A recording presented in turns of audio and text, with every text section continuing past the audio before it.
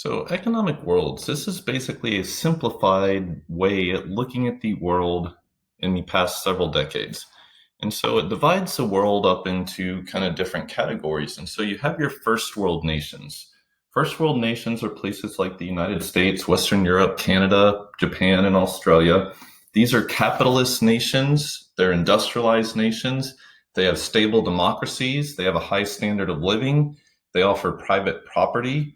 And for the most part, your economic decisions are left to the free market, to laws of supply and demand and competition.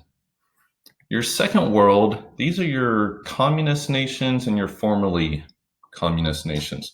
So this is places like China, the former states of the Soviet Union, a lot of Eastern Europe, North Korea, Cuba, and Vietnam. And they tend to rely on outdated technologies. Their economy focuses mostly on heavy industries. They have fewer consumer goods available and also tend to have a lot of environmental damage as well. Your third world nations.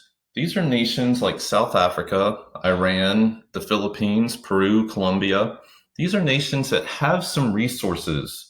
They also have an educated population and they actually have some capital. They have some money to develop. However, they continue to be held back by things like wars and internal struggles, dictatorships, ethnic strife, and other economic problems as well. And then at the bottom of this kind of hierarchy are your fourth and fifth world nations. This includes most of West Africa and East Africa. These are nations that lack many resources, they lack money, most of their population is poor, most of their population is also uneducated. And if they do have any resources at all, they tend to be basic cash crops. And especially when you get down to like your fifth world nations, these are nations that operate at a subsistence level. They might produce just enough for themselves, and that's about it. You also have a group known as your newly industrialized nations that don't really fit on this particular chart. But these are nations that are newly industrialized, like India and Brazil and Mexico. They are nations that are on the brink of becoming first world nations.